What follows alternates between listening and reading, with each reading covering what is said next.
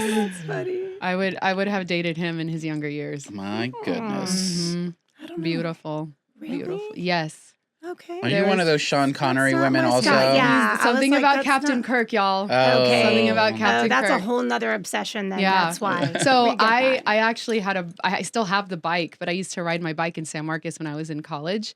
And so I named the bike Captain Kirk. Oh, wow. So, yeah. So So you could say I'm riding Captain Kirk. Yes. Exactly. Anytime I wanted. Yes. Okay. Anyways, that's a little tidbit Our that friendship. nobody knows. Well, now the whole Now world we do. knows because we've been Guess who's recording. Welcome to my world. All right, are we ready? Yes, Yeah. let's do it. Okay.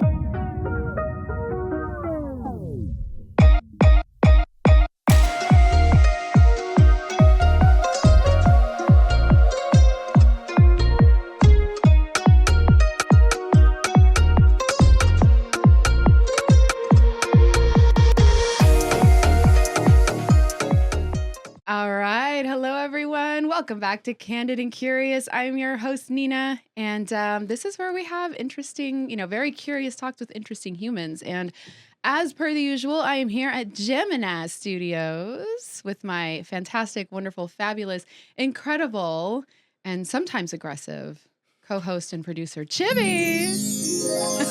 I'm aggressive with my love, just like my dog. Yes. Oh, for sure. Yeah, that's all. That's all. Yeah. I just want you to love me. Love me. Love me now. Or I will die. I'm like Tinkerbell. I need applause, or I will die. Yeah. No. Okay. All right. Thank you. Thank You're you. welcome. Enough about me.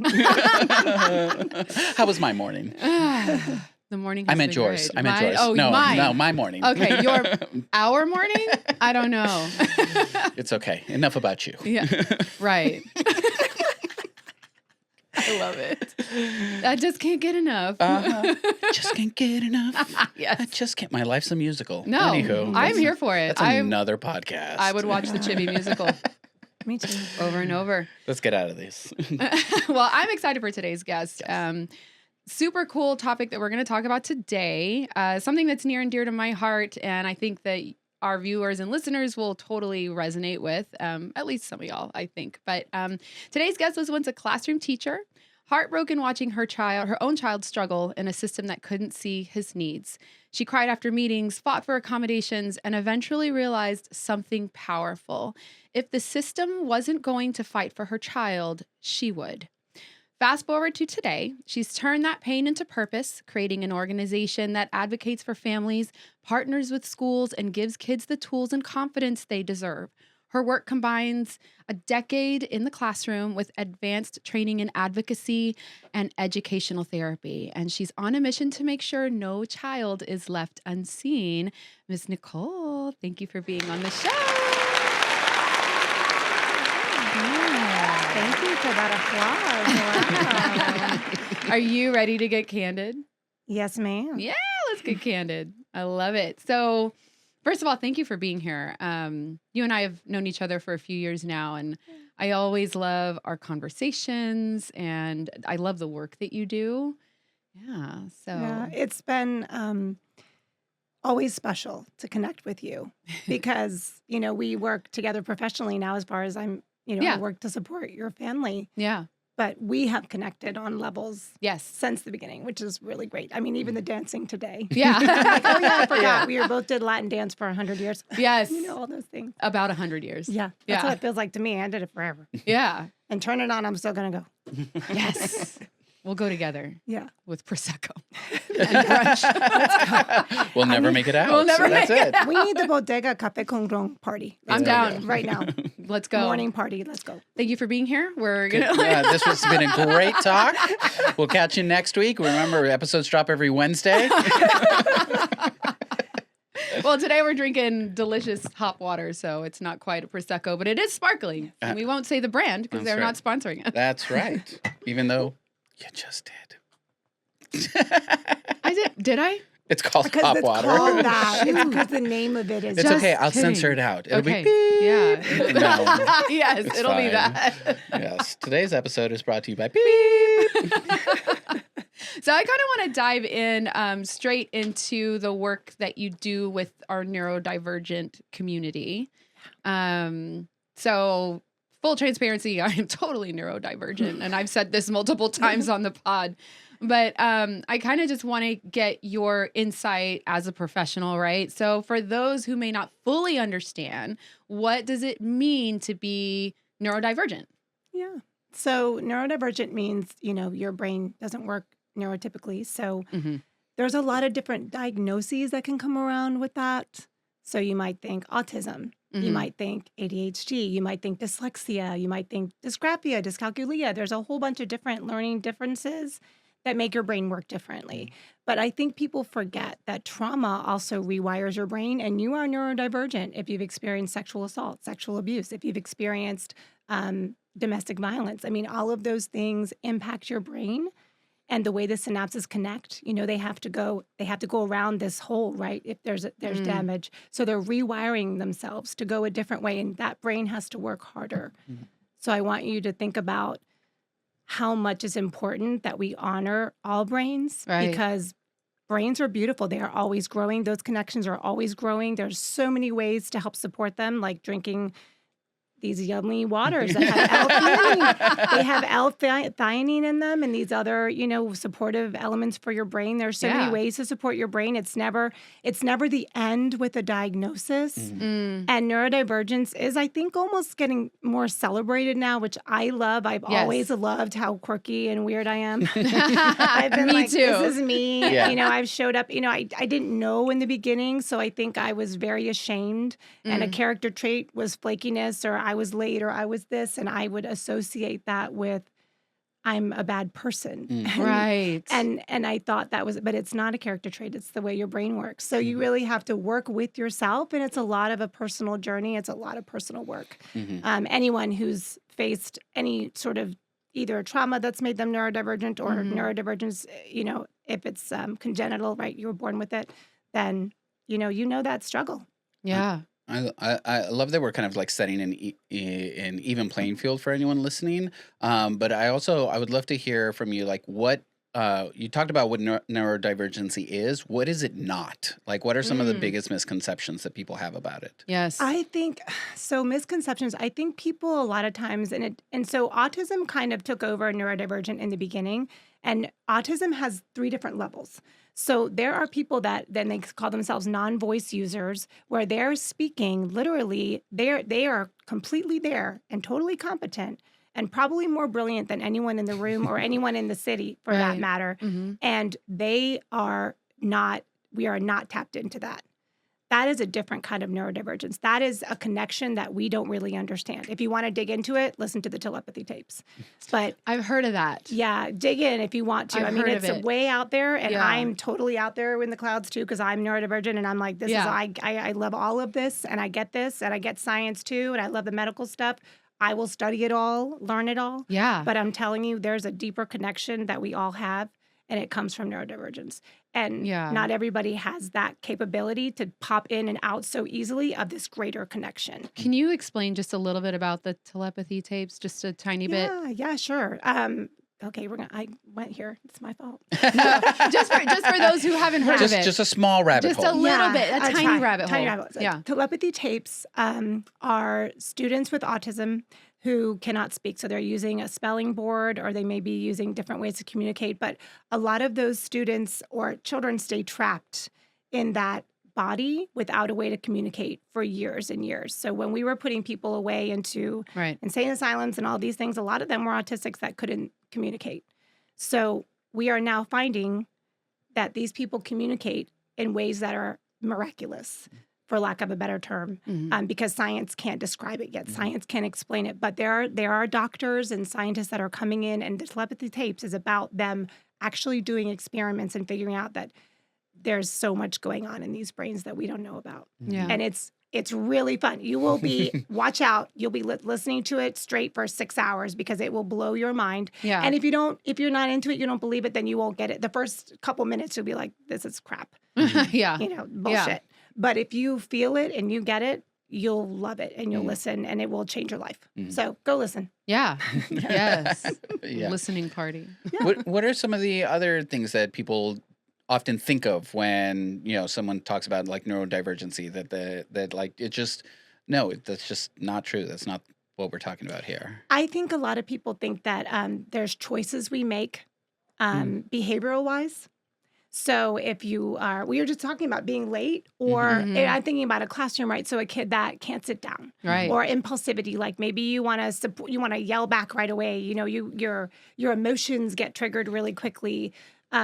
That's not something that you really have control of necessarily. So I think we have this feeling that, especially when we're thinking in the classroom or just with younger kids, why can't that kid shut up and sit down? Why can't they listen? Why am I repeating this over and over again? Even as an adult, sometimes I'm tuned out. My sensory system is overloaded. And I'm like, what did you say? There's a fan on in the bathroom. The kids are watching TV, and now I'm angry because I can't hear you, and now it's anger.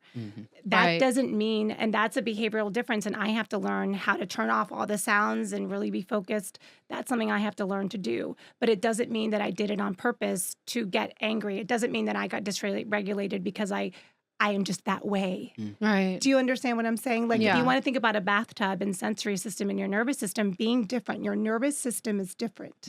Yeah. So the way that light impacts you, the way that sound, even water, all those things impact you.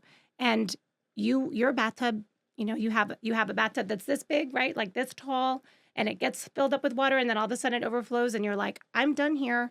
Like I'm leaving. This is over. Like the party's over. I'm going home. Whatever happened. And then, so you might think a neurotypical person might have a really, really tall bathtub, and a neurodivergent person, it might only be half that size. Yeah. So you're just going to take on so much. Your nervous system is just responding to the environment. You're more hooked into what's happening around you. So you feel it on a deeper level. Yeah. And that doesn't mean that you're being bad on purpose. Yeah. Right. When you think about kids. And I think that's been a big shift with neurodivergence is understanding that these people and people that have these differences are not trying to be bad. They don't lack discipline. They don't need to be told to go to their room, or, you're an adult, you have to be on time for work. No, they need tools. Yes. You talked about the Pomodoro thing at our meeting. Yeah. I mean, we need tools to understand how our relationship with time, we are so in the present. So relationship with time is a whole nother thing about neurodivergence that people don't get. Time is like, For sure. It's almost like you lean into the indigenous culture where like time is not it's just right now. Yeah. I feel like most neurodivergent people, they just hook in right there. That's a good connection for how it feels. It's like, what's yesterday? What's tomorrow? We have right now, and that's all we have. Yeah. And there's so many different techniques. And this is something that I've learned just later in life. I mean, I was that kid that was ADHD the whole time, but my parents didn't understand that. Like, just like most parents to millennials, I can, Or Gen X. Okay. Millennials and before. Yes. So, I mean, for me, it was just like, I never felt like there was anything wrong with me, but it was like teachers, even my parents to a certain degree were like, why can't you just like do that? And I'm like, I don't want to do that. That's boring, or that's overwhelming. But I didn't have those words, right? Like, you don't know what overstimulation is. Nope. When you're a kid, you just have the feeling of it. And if you don't have the tools to control that or understand like how to rearrange it somehow to where it's tolerable, like I didn't know what audio processing Disorder. Right. And I just have really come into this understanding of it. And I'm like, well, Jesus, I've had that forever. Like not being able to, like, if there's a TV on and there's somebody talking and there's a dog barking and it's just like, if I'm having a conversation with you, I have no idea what the hell you just said. Yeah. I hate bars because of that. Yes. I cannot have a conversation at a bar It's or a too club much. or anything like that. It's like uncomfortable. Yeah. And you feel like an asshole. Because you're like, I don't know what you said, and I am trying to pay attention, but this is not working. Yeah. Yeah. It's too much. And the thing is, so many undiagnosed neurodivergent children end up becoming undiagnosed neurodivergent adults. Yes. Right? And so many people just end up, because they've been told, like, you're a bad person. They're like, okay, well, I guess I'm just a bad person. This is the way I am. Right. And we don't have the kind of like training out there that helps other people cope with their situation or to assist these people. Right. Right. No, and you hit on something that my mission of my business is to keep ND students out of the school to prison pipeline. Because what happens when you're bad? Right. You get punished in our system. Right. So if you want to look at the Texas juvenile justice system, 80%, There's more neurodivergent and developmentally disabled people in prison than anywhere else, especially in Texas. If you want to find them all, that's where they are. Right. And they're all young, and they've all gone out of the forceps system. They're in the juvenile justice, and now they're on an alternative school.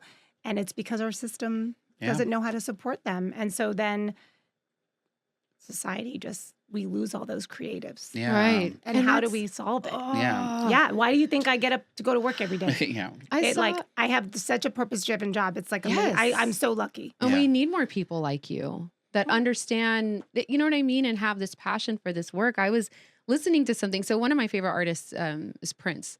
And Okay. That's weird. We are the same. That's my favorite artist ever. Yes. We talked about it before, but you said his name and I got goosebumps. yes, but I saw an interview with someone. I can't remember. It was so long ago, but I thought the subject matter was very interesting. Back then, they were like, had they treated Prince like every other child in the system and not noticed that he was built differently, even as a kid, and had they just tried to shove him in that box, we may not have had the artist that we had. Like he heard and saw and just lived life in a different way. And that was musically. Yep. And he had such a gift. I would love that you said that word because gifted is also a diagnosis. That Right. you're neurodivergent if you're gifted. For those of us that grew up in the gifted and talented Good program, programs. yes, Yes, all of us, exactly. neurodivergent. Thank Yes.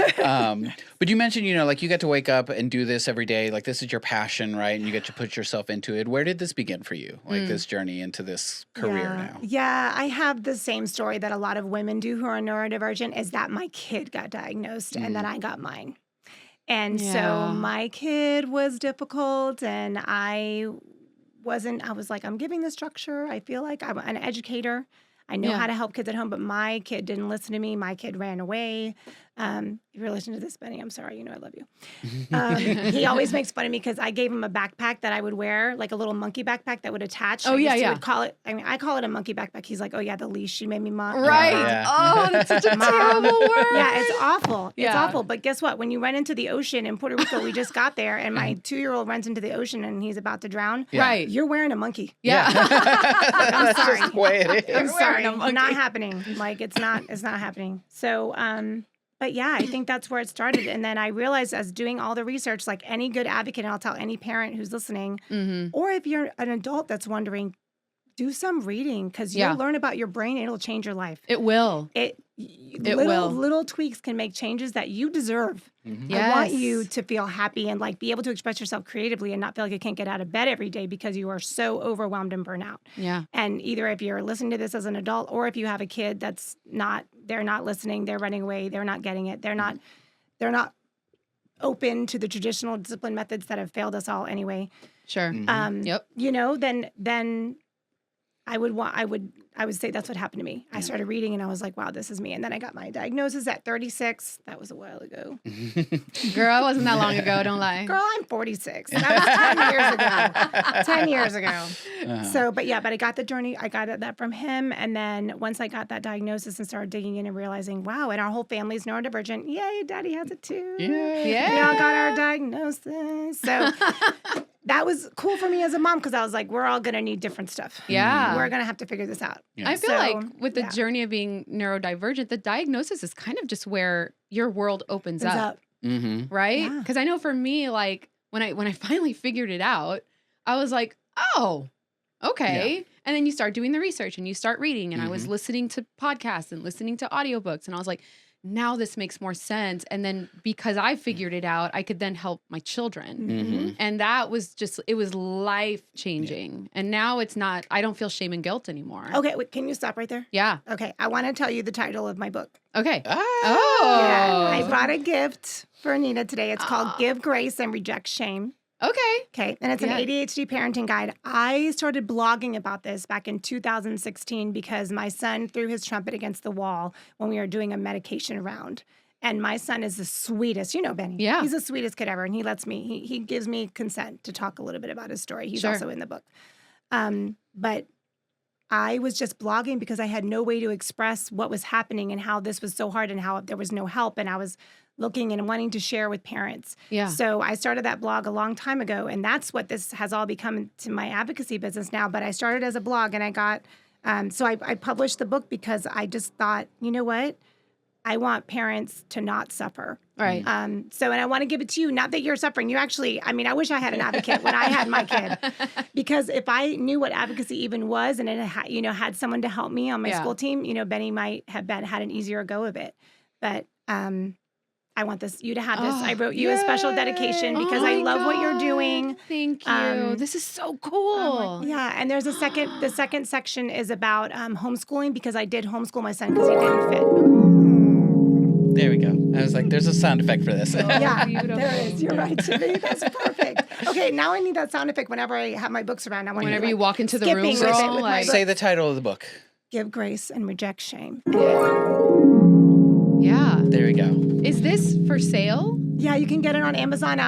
You can also get printed copies. I have some in my house that This is wonderful. Yeah, Thank I give you them out for at this. vendor. Yeah, vendor events and stuff. I love it. I love having books written by people that I know, Yeah. right? Yeah. Well, because I have your book too. You did, don't you? I do. It's out there. It is. Yeah. So I This think is wonderful. Thank you. Oh, it's my Yeah. pleasure. And especially because what I wrote on there is about when you go through the fire, it's the people who bring the water, the people that have been there that can bring the water back for everybody else. Yeah. And you're doing that with this podcast, with your life, the way you care about people, the way you tell people it's okay. Just Yeah. your personality and your own personal development journey is inspiring to people. And so you're bringing water to people every other day, however you show up, whenever you show up. And so you needed to have that because I feel like we're aligned in that way. And Yeah. I appreciate you. Oh my God. Thank you. Yeah. Thank you for saying that. I Of course. appreciate you. Yeah. Aw. I love it. Well, it goes back to, and not to label neurodiversity as a problem, but it goes Right. back to the idea, when you can name the issue, you can then address the issue, right? Exactly. And there's so many models too that work this way of the people that have lived through it, then help the next people that are going through it, Yes. then help the next Right. people that are going through it, Yes. Yes. Yes. In my head, I'm thinking of AA, right? Yeah. But it's that same but it's concept. the same concept. Yeah. It is. And these days too, we're living at a time where go on TikTok and just search for neurodiversity and the resources will start coming, Yeah. right? The Absolutely. algorithms will do what they do. We found an anti-planner planner. An Right. anti-planner Yes. planner. It's a planner Yes, designed for right. someone with ADHD who can't use a traditional planner because Yeah. it doesn't work for them, right? Yeah. What does that look like? It's a big book. Really? It's big, and it's got different sections for rather than planning it day by day. Yeah. It sections it out by the kind of task that needs to be done, right? Yeah. And it gives you both a space to plan, but also the resource and the language and the literature to help you understand why you are the way you are, right? So the resources are out there if you know what to look for, Right. and you don't know what to look for until you name Yes. the thing that you have to the thing address. you have to address, right? Yeah. Right. Which is where advocacy comes in so much more. So I'd love to hear about the work that you do in Yeah. terms of raising that advocacy. Yes. And we're talking about, and one thing really quickly, hmm planners, if you draw what's going to happen, it's a really great skill. Draw it. Draw what you see is going to happen. So when you're planning, and I do this in my planners, and you brought up the planner, so I have to give this tip. Draw what you Yes. see happening. So maybe last week I was drawing a picture with 3 people in a podcast with microphones because I knew this was going to happen. Okay. You can also draw things that you want to happen. So kind of visioning things Yeah, too. visualization. Yeah. So I always add that to my planner, and I wanted to put it because I agree that planners don't serve, and I need a lot of space to draw because I'm making my life happen, and I'm going to draw it first. And now about advocacy. Yes. Yay. But side note, I'll need the link to that anti-planner planner. I'll have my husband bring it down. Yeah. Oh, Yeah. it sounds great. Perfect, Yes. perfect. All right. Advocacy. Let's go. Yes. So as a teacher, there's a lot of things you know about the school system, but I was a general education teacher. Guess how many classes we get about brain differences? Half of one. 3. Yeah, 0. Oh. Whoa. I got 0. Now, I will say Wow. I went to grad school I think I graduated grad school, I think was 2009. So it's been a long time. But still, general education teachers, we all have we know there's these differences. We know there's these variants, Yeah. different kids, different brains, and yet we don't spend any time on any sort of learning disability. Mhm. So how do we identify that? Right. And so as a teacher, I already felt ill-equipped. So I started doing research as soon as I figured out Benny had needs. And I was like, okay, we're going to do research. We're going to figure this out. And then I realized, wait, there's actually organizations that train on this. So as I started helping, I took my first client in 2021. She called me He's amazing Christian. She is the woman who made it that Texas has cameras in special education classrooms. She did that, years ago. I think it's been 6 years. So she's an amazing advocate, but she called me because she needed help. And actually it's called the, I'm going to mess it up. Here we go. Texas Organization of Parent Attorneys and Advocates, TOPA. That's a long name. Yeah, it's a long name. I know. Really long. TOPA it is. Yeah. TOPA it is. So there's also a national organization, COPA. And so I had listed myself there and I started to take some of their training. So they are all law. It's all the law because as a teacher, you don't know law. Right. You get bits and pieces like how not to break the law, how not to get sued by a parent. But there's not much. So when I went in to realize I want to help advocate for families, I said, I need law training. I don't have law training. Right. So COPA provided a lot of that. And then St. Mary's, the University of St. Mary's Law School is amazing. I just finished a certificate program there this summer. Amazing program. If you are interested in law, go check them out. Yeah. It's such a great program. In fact, I have it on my phone. I have their little card because I love St. Mary's. So anyway, little shout out to them. But St. Mew. you have to learn these things that I didn't know. Yes. And once I started learning, every time I learned something new, I'm better to advocate for the families. Of course. So all I do is answer the phone to people who say my kid is having a manifestation determination hearing because they have said this is a behavior issue and it's actually because of their disability. We talked about emotions earlier and how kids get flagged. So now they're trying to expel my kid. Who do I call? You can call an advocate. Or maybe you're going to your ARD meeting and you're like, they talk a different language at the ARD meeting and I don't understand. Yes. And I just signed my life away and I don't know what's happening to my kid really. That's who I serve every day. So I field phone calls all the time, all over Texas. I have clients in Michigan and Maryland too, because I'm originally from the DC area. It's been 7 years, almost coming up on 7 years of being in San Antonio. Nice. So I feel like I can call myself. Yeah, we claim you. Yeah. We claim you. San Antonio is mine. I'm like, and I claim it too. I'm like, I love San Antonio. Yes. But yeah, so that is what's so amazing that people call me and they are like, they're not understanding my family. They're not understanding what my child needs. And I'm afraid. I'm afraid that they're, the confidence and that shame piece, it comes in all the time. Yep. If you can't read or you can't focus or you can't sit down and you're always going to detention or wherever, that impacts you for life. Yes. And even though there's a lot more culture around neurodiversity and understanding what it is, it doesn't mean that I don't get calls every other day of somebody who's being hurt by the system and how do I help them? Yeah. I think the most important thing that's happening now, and I'm bringing this up because AI is so big right now. Yes. There is a risk assessment. So if you have, we've had, unfortunately, a lot of school shootings in our country. It's sad. Yeah. It is serious. Those people all need help and support and love. It's not okay. But then on the other side, I have the parents who call me who said, my kid likes hunting or he has impulsivity and he's playing with something and now he's a threat. So what's happening in the systems now is we have these bigger conglomeration, like big tech companies coming in and working with, and the school system will buy the tech. So recently I had a client who bought the tech for a risk assessment.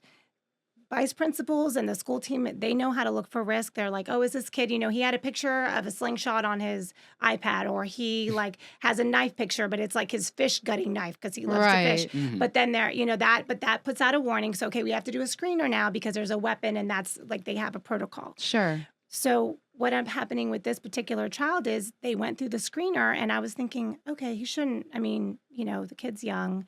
We know he's a hunter. We know his culture. Mom set out the parent. You're allowed to give a parent information about here's his culture at home. And we turned all that in and we had the meeting and they still came out with a risk of a 2 from 1 to 4. And I said, this doesn't match. This is not a match for this child. Come to find out. And the vice principal came back later and told all of us, the new risk assessment is online. And the way it's coded, so when they used to do it, it would be a human who would check off the boxes, answer. She said the way the code was written, and whoever's writing code is not usually a vice principal sitting in a school making a decision about a kid. Sure. So she said the way these are going through, almost every kid that gets flagged is going to be coded as a threat. that's a problem. Yeah. That's Yeah. a huge problem. Right. So those are the kind of things that as an advocate, I'm privy to, and I'm able to understand the systemic issues. And so we have a press coming out about this particular Yeah. issue, because if we don't catch these things, and we're so lucky that this vice principal went all the way up to the superintendent, and they're meeting with the company, and they're going to go through with the coding and figure out there's something wrong here. But what if they don't do that? Right. Those are those problems that feel like, to me, that I'm like, we have to solve this. Yeah. And I just, Yeah. and I love kids, kids are my life. So I was a teacher for a reason. Yes. I want them to grow into the most amazing things that they can be. I want all humans to be our fullest expression of ourselves. Yeah. And, when you get a risk assessment, threat assessment, and then next thing you know, you're flagged and you're in discipline and you're in court. And it's just, Right. it's the trajectory of this cool kid who just, he likes to hunt and he's super smart. And, Yeah. Wow. I work adjacent to the tech industry is the way I like to call it. Okay. And so we do talk a lot about the idea of implicit biases, right? Yeah. Because AI still Yeah. needs a human Yes. to program it, right? And I love AI, by the way. Yeah. I Yeah. love it. I use it. Sure. And that's why, like, the human has inherent biases that oftentimes they're not aware of, right? That's why we call them blind spots, because you don't know until somebody puts it out there, which is why the advocacy portion is so important, so that people that are affected by this are in the room when these things are being planned, being made, being tested, being piloted, Yes. right? There's so much work to get. If you're making a tool for a specific community, then that community should be part of making that tool. Otherwise, it's oftentimes it's not even malicious. You just don't know what you don't know. I mean, my husband did Q&A for a long time. So I remember when he was trying to do all the troubleshooting, and I am thinking to myself, my gosh, what kind of questions are you asking? I remember he was building something online for a university. He was like, what about this feature? What about that feature? But he didn't work at the university, and it's the same thing. If you get these clients, just like you're saying, they have to be there. Yeah. I think that's super important. I'm so glad you brought it up. Yeah. But your work focuses more on the parent themselves, right? Or the families school. themselves. The family Yeah. themselves, And the yeah. school it does. system. Yeah, in the Yeah. school. Well, I mean, because I advocate all the way up. So, like, I Yes. could go to Austin and advocate, go to the school board meetings. I mean, once you start advocating at the table, at the art table, you want to change the laws too. Yeah. Yeah. Because you realize how much they impact you. So, like, HB 6 is the one that just passed. That's for discipline, for how you can remove any student for any reason. A teacher can just say out, and you have in-school suspension. In-school suspension can last forever now. It used to be only 10 days, and then they had to come back and have another meeting and decide if the kid's okay. Now you can just give anybody, you can tap a kid and be like, get out. Now, not to say that teachers don't deal with a whole bunch of bullshit. Sure. And if they want to get a kid out who's making a whole mess, I totally think that's okay. But I also get the calls of the kids that just have behavior issues, so they're not getting supported. Usually, if that's happening, their bathtub's overflowed, Yeah. and no one's catching it. No one even Again, knows to no look one for even it. knows to look for it. Yeah. Maybe that kid has that sensory processing disorder. Yep. And so there's particularly loud lights in that classroom, and every time they go in there, They're they're triggered. just mad, and they don't Yeah. really know why. And then they're throwing a textbook, and the next thing you know, they're like, out. And now with the way the bill changed things for kids, it's scary because it's so easy to take them out, and then they can be gone forever. Yeah. It's only a 4-step system to get out. So And that's so scary, you know? Yeah. And it's like, you and I have talked about it before, but like the language matters.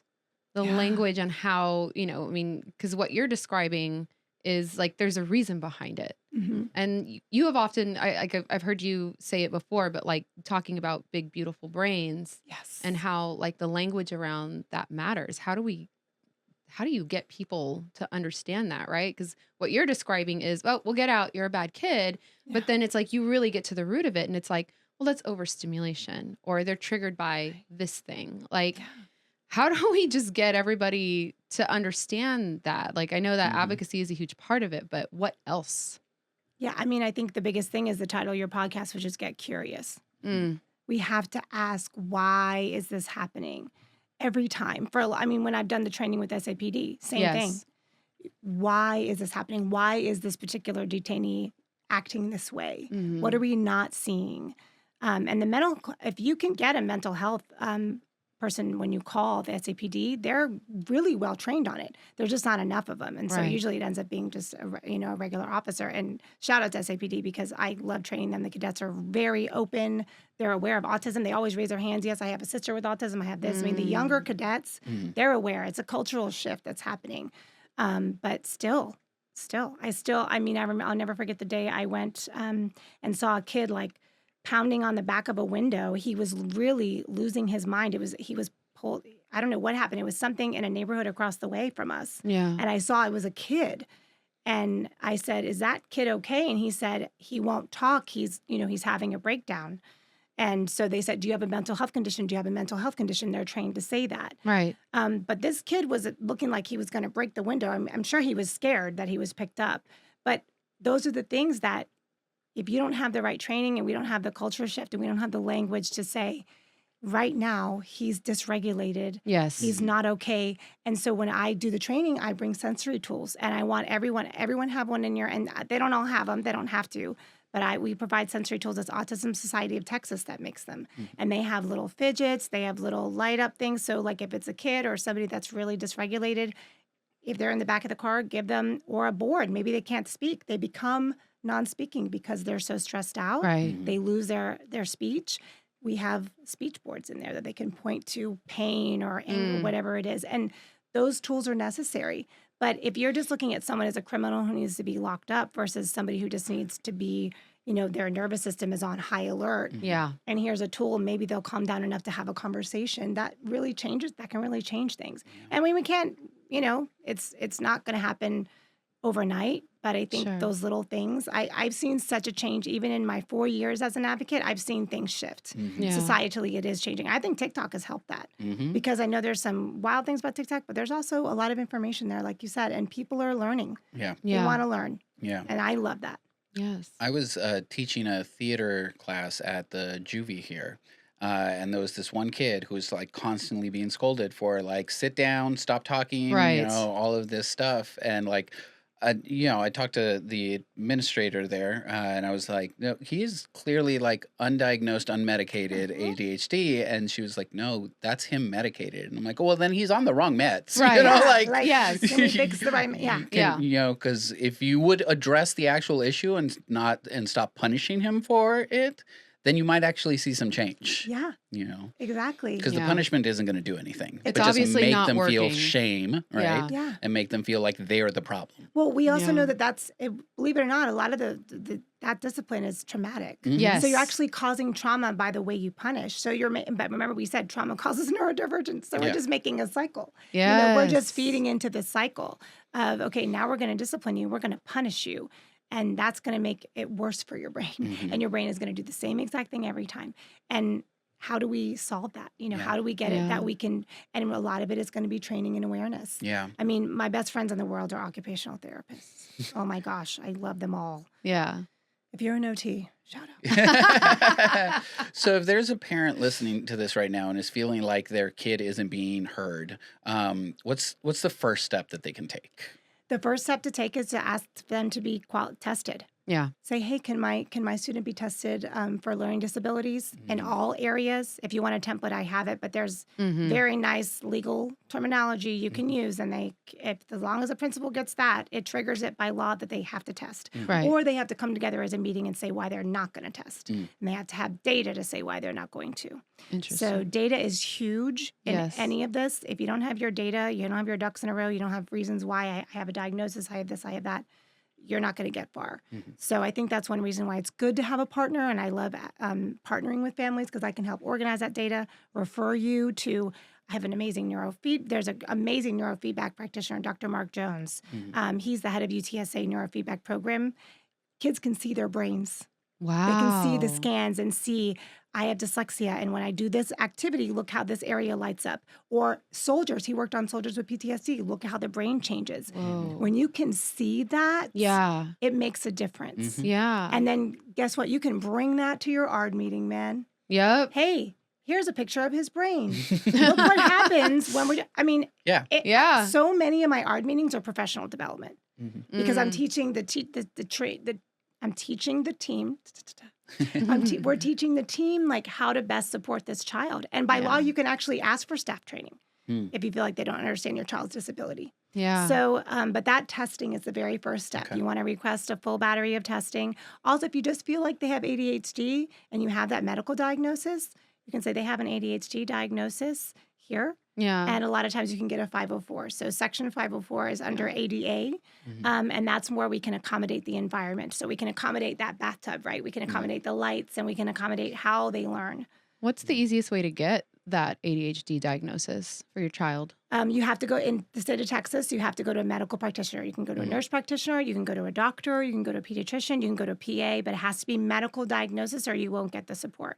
Okay. And that's only in Texas. Other places, psychiatrists can give it, psychologists, but in it can't be mental health. In Texas, it has to be medical. Okay. Yeah. And that's the other thing that's crazy about these meetings. We have medical terminology, educational terminology, and then the mental health psychology.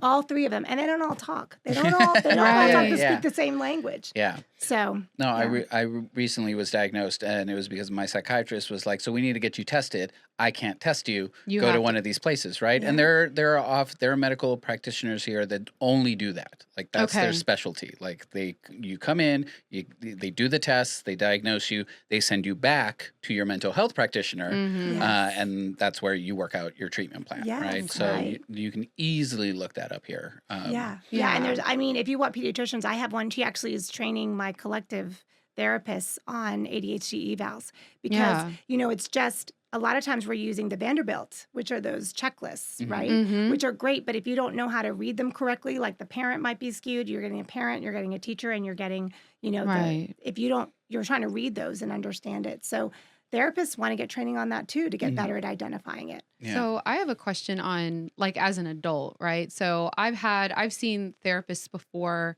and they'll give me these like assessments and I score super high on like every assessment for ADHD. We know that. That's okay.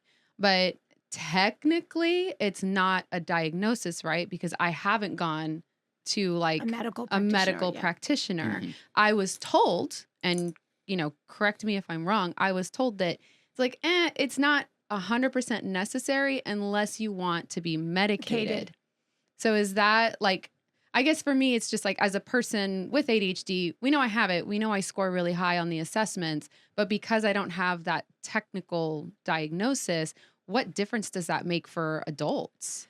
I mean, for adults, it's a little different. If you have the medical diagnosis, legally, you're getting protections once you're protected under an IEP or you're protected, under that 504. So you're getting protections as a child until you graduate once you have the diagnosis.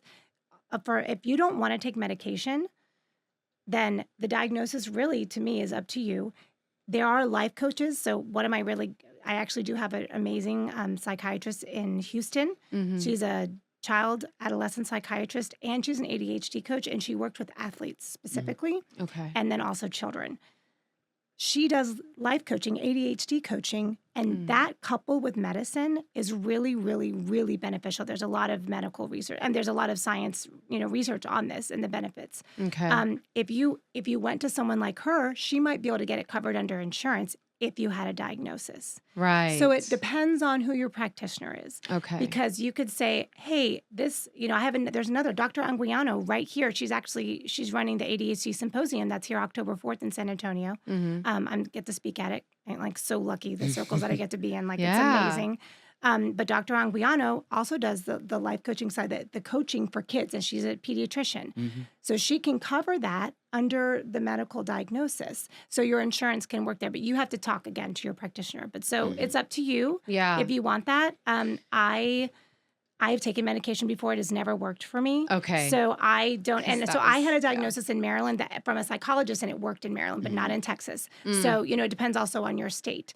But it's really up to you. But if you feel like you find someone and then they may be able to take insurance, then you'd want that diagnosis to get it covered. Because but what is it besides, so I have so many questions. Welcome to your therapy session. Yeah. No, because I've heard people are just not, they're very, very hesitant to take medication.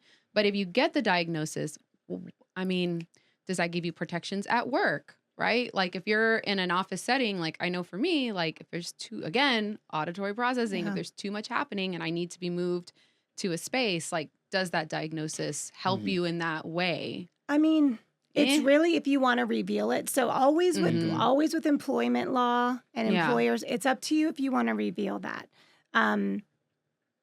You want to be careful with how much you reveal, depending on, keeping your job is all I'm going to say, because I think there's some amazing workplaces and there's Sure. others that aren't amazing, and your culture of your office and whether that's safe for you to do that. Right. If you want to do that, then yeah, I mean, I think I've never heard of them asking for the diagnosis, No. but if you're going to go that route where if you're looking to add a lawsuit, then yes.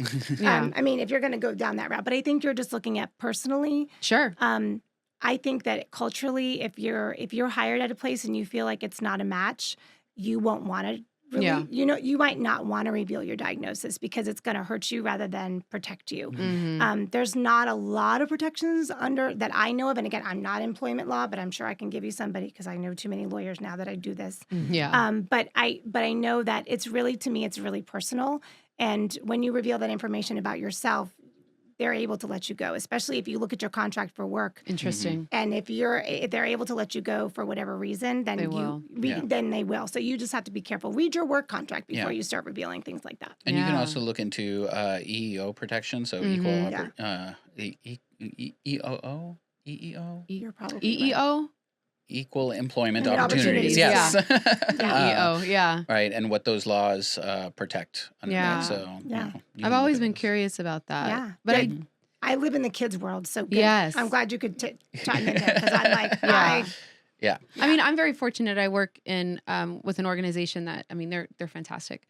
I don't ever feel like, I'm threatened in any way. They've been very accommodating, but I was just curious because it's like, what does that diagnosis give you as an adult? Yeah. And I think that also goes to what you were talking about with the 504 of like the accommodations, right? Like I have this diagnosis, I need a specific accommodation. Like if you're asking for like a private office, right? Or something like that. And they're like, well, we can't just give you a private office. It's You're like, ding. But you can make accommodations, right? I can have a space I can go work in if I need it, right? If I'm being overstimulated. Fine, don't give me the corner suite. Right. Okay. Yeah. Whatever. Yeah. And I do feel like that's actually, and there's a website, I can't think of it right now. There's a website that's great about work accommodations. It's called something work. I'll put it, if Send you it have to show me. notes, I'll send it to you. Yes. But it is really helpful for looking up what's acceptable. Yeah. And I agree that I think the culture is shifting a little bit too with work accommodations, and people are realizing we may need to turn the lights down sometimes, and that's okay. Not have music blaring. Yeah, you don't have to Yeah. be so scared. And that's the whole point for me. I think I don't want people to be scared anymore of who they are. Yeah. And so I know I gave you a lot of advice that said to protect yourself because that's where I go, right? Sure. That's my default. But if you can be and when you are vulnerable, you empower others. So as soon as you're vulnerable at work and say, hey, I really need to wear headphones when there's this certain meeting because the sound bothers me, you open it up for somebody else to say something too. And it changes, and that is only good. Yeah. So anyway, just that little caveat. I do want to touch on the notion of culture that you just brought up because, like, I grew up in a Mexican household. I come from a Mexican culture, right? Yes. A lot of cultures do have let's call it a willful ignorance of willful ignorance. Yes. Yeah, I think that is spot on. Mental conditions, right? Yes, And there is a yes. stigma. You mentioned first step for a parent is ask to get your kid tested. Yeah, good luck. What if the kid? Yeah, what if the parent is like, well, my kid doesn't need to be tested. My kid doesn't need this. Right? Like, And do you know how much? I mean, you can't I'm believe. sure. I'm a parent coach too, and there's a reason why. Yeah. So Yeah. I am a certified simplicity parenting coach, and I can't believe how much I lean into my coaching when I'm working with parents together to get them both willing to accept their kid for who they are and maybe accept them for who they are. Right. And that's not easy. It's really great to be an advocate professional because I can put my professional hat on and be like, what do you think about this? This is going to help your student. This is going to help your child. But my parent coaching is, I need you to dig down deep inside and say, it's okay that I'm like this too. And let's change the generation today. And we're not going to have this where it's the third generation of somebody. I mean, there's a lot of, unfortunately, with mental health in my background, I have incarceration. I told you that I had police brutality. I guess we'll put it that way. Yeah. a lot of different, we have suicide. So when mental health hits you in the face and you look back in your background and you see, oh, wow, alcoholism is in my family. Alcoholism is huge for undiagnosed mental health condition. Right. Because it's self-medication. It's coping. It's coping. Yeah. And that's a lot to come and face, but don't you want to make the change? And it's a lot of work, man. Yeah. It's not easy. It's not easy. It's not. And I know it's not. And I don't want to tell people, yeah, just go ask them to get tested. You're good. Change everything you think about who you are. Right. Feel like a piece of shit. Yeah. And go say, I have the stigma. I'm living the stigma. You know, like I had this diagnosis. I'm different. I'm not, you know, I'm less. Yeah. I have to say I'm less. I have to say they need some diagnosis. They need special education. No, they don't. I'm a bad parent. Right. Oh, yeah. That's the book. That the right book. there is the book right there. A lot of the bad parenting. That was a lot of work for me. It reminds me. So much work.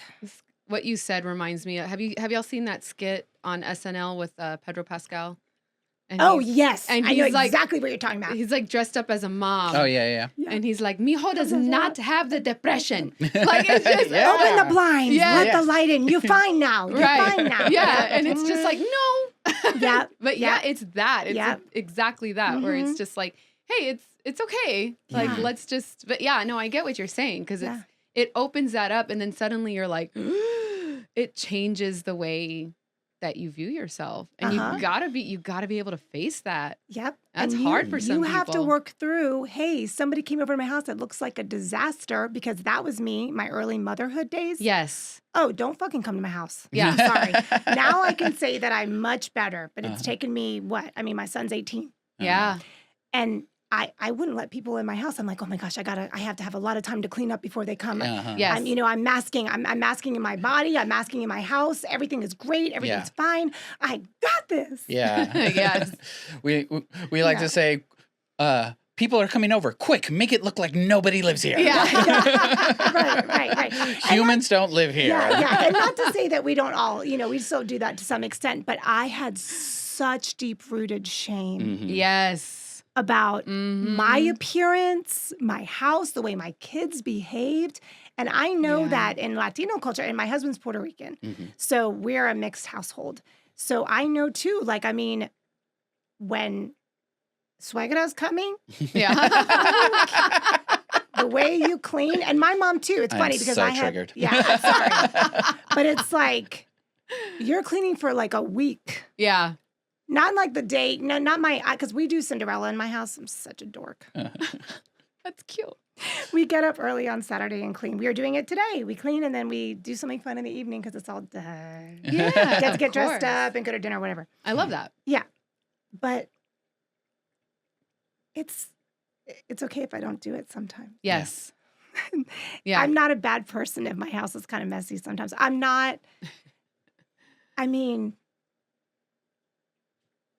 I want people to be okay with who they are. Yeah. And I want you to forget something and it's okay. I want you to train your brain to say, I forgot, I'm not a bad person. I missed my son's curriculum night. I have never missed it, and he's 12. I've never missed it in his whole career. But I have an email problem with my business, and it was going to an email that I didn't receive. Yeah. I've never missed that. But I didn't feel bad. I know, I feel bad that I missed it. But I don't feel bad the way I would have felt before, where it's my fault. The extreme shame and guilt. Again. Yeah. You forgot something again. Look, you can't do anything. Negative self-talk. That's why I talked about positive affirmations at the meeting. It's like we have to change the way we think about ourselves. We can't. Before I came here today, I broke the coffee. We have a coffee canister that's glass, and I make coffee every morning out of it. I love it. It's my little coffee corner. It was slippery because I was making something greasy, and I spilled it and broke the whole thing. Yeah. I didn't have coffee today. I don't know how I'm functioning, but anyway. Yeah. I broke the whole thing, and I just cleaned it up. Right. And I didn't, I was like, man, that was like a fresh thing of coffee. Yeah. I don't know. Yeah. We all have a story. I know both of you have a story. Oh, totally. Yeah. It's a lot of work to get rid of that the shame demon is what we like to call it, where things just happen, and I don't Yes. have to feel bad about them. I don't have to beat myself up about it. Like I do meditation. So it's those Yeah, there you moments of go. like, okay, these are my thoughts. Yeah. I don't have to judge myself for them. I don't have to feel bad about them. I don't always have to act on them. I Right. also don't have to push them away. Right? Yeah. Right. It's just what they are, Yeah, the and learn to judgment. observe. The judgment piece. Mhm. Yeah. Yes. But I think it's also about surrounding yourself with people who also understand that. Mm-hmm. Because, I mean, if you're with someone, whether it be a friend or a spouse or whatever, and all they do is Belittle shame you. and guilt you Mhm. because of those things, and you're trying your freaking hardest, that's damaging. Yeah. And so, like, I think it's all of that put together. Mhm. But yeah, it's like you got to get away from the shame and guilt. It's hard Yeah. sometimes. It's really hard. Yeah. It's really hard. Yeah, So- I mean, I want you to journal about it. Yeah. Everybody journal. Everyone journal. That's what I do. Yeah. So I want to ask you, there's this other podcast I listen to that likes to ask the question, like, so if you were president today and could snap your fingers, right, write an executive order Ooh. Yeah. and change the education system, Mhm. Puppies for everybody. redesign it, what would it look like? You know, it's weird. Okay, so a little thing I would do is I would make it easier access for therapy animals because Yes. you happen to because I'm really big on therapy animals. I work with Paws for Hearts, and we You do, met mine. Yeah, I met Yeah. yours. Yeah, and Yeah. we have an emotional support dog, and I think having more animal access would be huge. Mhm. If there's a way I could change the education system, I honestly think it would be twofold: letting teachers be more professional. Mhm. So leaning into their professional judgment, and also training them to be more, and this would be like going to the college programs and training them to be more aware of the differences, because I know the system is what it is, but when it comes down to it, it's the human. Right. Because I can advocate, I have a client I've advocated for 3 years. Guess what? The student has a great teacher this year. It's like we don't even have to have a meeting, Yeah. because that human to human connection, especially when the kids are younger, is Yeah. what makes a bigger difference. So I think I would want to write an executive order to say all professional educators have to get some training on what neurodivergence is, nervous system differences, just understand, because it's only going to help the teachers too. Teachers are Mhm. overstimulated. I had Yeah. 36 kids in a classroom. That's a lot. That's a lot. It's That's a lot. of children. Yeah. Chippy and- would love that. I loved it. I was in my glory, man. I was a telenovela actress. I was a Spanish teacher. I loved my classroom, man. Okay. I loved it. We sang, like I loved it. I That loved sounds being in like the classroom. fun. It was so much fun. And they got to talk because it was Spanish. So Yeah. I would be like, now your turn. Yeah. Te toca a ti. A ti. It was so fun to get them to. And so Yeah. I would do that because the teacher makes so much of the difference still. Absolutely. Yeah. Teachers make a Still. huge difference. Mhm. So I So- kind of want to move on to discuss a little bit about the Center to Neurodiversity Collective. Oh, yes. Yeah, I know you wanted to talk about that. And I I want to do hear wanna about talk it. about that. Okay, Yeah. I'll try to be okay. She I will lit not up. be long-winded. Yes. So speaking of Cinderella, I told I feel like Cinderella lately because it's like all my dreams are coming true. When you start Aw. working on a project and then there's momentum and things are just falling into place, it's Yeah. miraculous. So the Winston School Mhm. is a school. It's 40 years old. It was started by 2 pediatricians in San Antonio. It's in the medical center. They treat students with learning disabilities, neurodivergence. It's a very expensive private school. It's $25,000 a year. So it's not cheap. They are amazing the way they deliver instruction. It's unbelievable. They, in 2023, built out something called the Center for Neurodiversity, which is where they do testing, Mhm. educational testing, but they take their time. They do a long, involved, beautiful testing. You get results that really matter. A lot of school psychologists have to rush because they have so many kids Mhm. Sure. and they can't really dig into their brain. It's been open for 2 years with no movement. So I talked to the dean and I said, and we had been connecting here and there for different reasons. And I said, I want to partner with you and I want to grow this and I want this to be a network of practitioners for kids who are neurodivergent. Mhm. And they said yes. Wow. Yes. Yeah. So- That sound effect.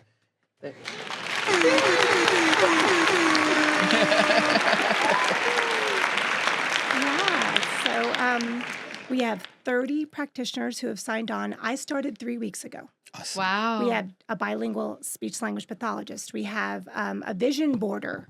We have a Ooh. somatic practitioner who releases through dance. You would love her. Mm. I would take that class. We have access bars where she uses magnetics to release things out of your cells. We have 3 pediatricians. We have of course, the Winston school psychologists still do the testing, but we're all a referral network of practitioners that come together to help kids, especially with invisible disabilities, because they fall through the cracks so much. Very much. So we have the ADHD symposium coming up. We're going to have a couple professional events a year. Our grand opening is going to be on January 30th, which I know is a little wild, but it's growing. I want to make sure there's time for everybody to get in. Sure. But if anyone, are you familiar with the MAC and Morgan's Wonderland? Oh, Morgan's Wonderland. Yeah. So Morgan's Wonderland has something called the MAC, the Multi-Assistance Center. It is an amazing, huge conglomeration of disability services, Yeah. but it's not for invisible disabilities. Okay. It's not really for it's huge and amazing, but if you are falling under the cracks person, that's not necessarily your bag. So I said, let's make something for those kids that fall through the cracks. What's in the middle? Where are we missing? And parents. So we have Zoom calls once a week where I introduce the practitioner and they give takeaways for parents. So if you can get on, it's totally free for these Zoom calls. You can learn about bedwetting and neurodivergence. I have one call about that. You can learn about, somatic practitioner. How would that help with your neurodivergent kid or maybe yourself? So it's just a way that we can build this referral network and education for parents in the same place. And please come hang out with us. I do free IEP reviews. I do the Law Center. So one Saturday a month, we're at the Family ADDventures Law Center. I operate out of there. There's 4 advocates. We come in, we look at your IEPs with you and tell you, hey, what services do you need? What are you missing? And give you back some notes to take to your meeting. That's awesome. Want to be free for the community because advocacy is not cheap and lawyers are It's not. ridiculous. Yeah, she knows. Yeah. And lawyers are just a whole nother thing. Yeah. That's why I haven't gone to law school and people keep telling me and I'm like, nope, because I'm not going to make this not affordable. And I will refer a lawyer who will take the case and they can get paid through another way. But I want this to be accessible. People should be able to call somebody to go to the meeting and help them without it being $20,000. Yeah. Yeah. So- And I love that you said the about how you offer free services because I mean, advocacy obviously so important. The work that you do is imperative, but it does cost. And if there are families out there that can't afford it, y'all have free services that you can. Yeah, well, Yeah. every time you call me, it's free. So I'll give you Right. a complete strategy call and I'll tell you exactly what I would do with that meeting, what testing you need. I'll give you referrals. That's for free, 20 minutes. It's always free if you call me. If you keep calling me, I'll start to say, like, we need to talk about a package. Yeah. If Right. you're interested. But then also the other thing you said was the law Saturdays. That is a free service. So every time I go to a vendor event, so we do a lot of back to school fairs. If you ever Yeah. see Family ADDventures out, we are doing those free and people can bring their IEPs. But that's why I Yeah. love having the Center for Neurodiversity because I have an attorney that's just joined on. We can work together to really teach parents how to leverage the law to work in their favor, Right. to help their kid.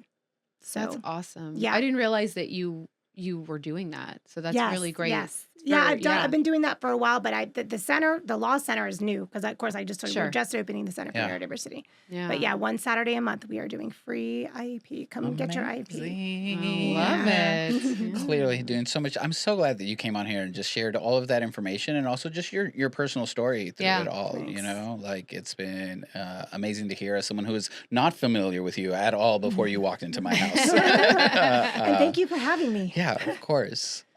So we have a tradition on this podcast. We do. Where we finish with a round of a speed. What do we call it? Speed round. Speed Da-na-na-na. round. Okay. So I'm gonna play the sound of a clock. Okay. No, I'm kidding. That's not triggering at all. I know, right? Like, am I I know. ready to hold on to the handlebars? No, White no. knuckling it. Yeah. And it's not that you have to answer quickly or anything like that. You can take your time with it. It's just that we will not engage in conversation as much as possible. Sometimes we're like, no, I have to. But yeah, Yeah. I have one that's not on here. So You I'm- always have one that's well, not on because there. yes, I think of them on the spot. I'm like, oh, this would be a great one. Okay, All right, so here we go. a neurodivergent trait that you used to be ashamed of that you now celebrate. Ooh. Talking Okay. too much. Oh, nice. I love that. Mhm. All right. One word to describe your advocacy style. Kind and firm. Ah. Yeah. It's 2, so I That's failed. okay. That's fine. No, you didn't fail. There's no rules. There's no rules. There's endless points. Okay. A book or resource every parent should read in addition to yours. Yeah, I brought it. So this is from Emotions to Advocacy, Rights Law. I actually was trained by Rights Law. He's an attorney, and he has written all the textbooks on special education. He and his wife, who was a school psychologist, so they came together. And this book, get it, from Emotions to Advocacy. I think it's like $13. Yeah. It will change the way you see advocacy and the way you show up for your kid at meetings. That's It's awesome. much cheaper than buying a package. There you go. All right. What's the most rewarding part of your work? The moms. The moms? Yeah. I Okay. get these text messages. They see my son or they see my daughter. Yeah. I couldn't do this without you. Like I cry with the messages. Yeah. I'm so lucky that I'm growing. Like I literally love the families that I serve, and I'm okay with professional boundaries, but I literally do love them, and I want them to feel supported. I want them to realize that when they chose me, they chose themselves. And they said, I'm not going to do this alone. I deserve this support. Yes. And that's what makes a difference to me, because that's how we change humanity. Yeah. Yeah. All right. And then I'm going to reword this last one. Okay. This is, we've talked about the parents a lot. Your advice to administrators in one sentence. For administrators, it's be willing to get curious. Yeah. Be willing to get curious, Yeah. because a lot of times administrators, they're so overworked and overwhelmed. Absolutely. And but like that one who got into the AI and realized she thought about it and said, there's something different here. And she got curious. Yeah. It's all about getting curious. Yeah. Yeah. Stay curious, people. That's Yeah. right. That's right. Well, Nicole, Yeah. congratulations. You won. Yeah. You won the game. Yeah. And your prize are charcuterie snacks. There you go. Which are beautiful. I don't think I've ever gotten a prize this good before. Okay. Honestly, this is amazing. I'm glad you like it. Yes. Yes. Awesome. Well, man, I have loved having you here today. Such an insightful conversation. Your passion and your love for what you do is like, it just reads through. It shines. It shines. And I think anybody that has the privilege to work with you or just be in the same freaking room as you is like, it's just amazing. Thank know? you. Yeah. I love you so because much. I'm emotional. Oh. I'm one of those emotional ADHD girls. Oh, I love it. Oh, same girl. Same. No, but yeah. So where can people find you? Where can they hire you? Website, social media, all the things. Yeah. So everything's Family ADDventures. It's Family ADD. So Family ADDventures. I know it's now ADHD. We don't say ADD anymore, but that's my name too. Yeah.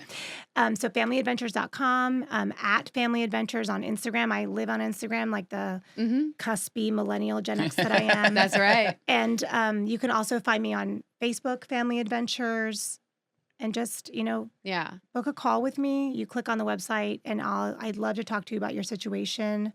I'd love to help. I'll provide resources. I just want you and your child and your family to be okay, and I want you to be well served by the school system, because you deserve to be the happy, beautiful brain that you are. Absolutely. And where can people buy your book? Oh, yeah. So that's Amazon. I'm an Amazon author. So that would be just search Nicole Santiago, M.Ed. I put the master's education because there's a lot of Nicole Santiagos. Sure. But they're not all me. But yeah. They're so not yeah, all me. You can find it on Amazon. There's no one like you, darling. Right. I love it. Okay. Well, thank you so much again. Thank you, Chibi, for being fabulous. Thank you. Y'all, thank you for joining us again here at Candid and Curious. There is a new episode every Wednesday, so catch us next time. And stay curious, y'all. Just like we talked about, stay curious, and we'll see you next time. Bye. Bye.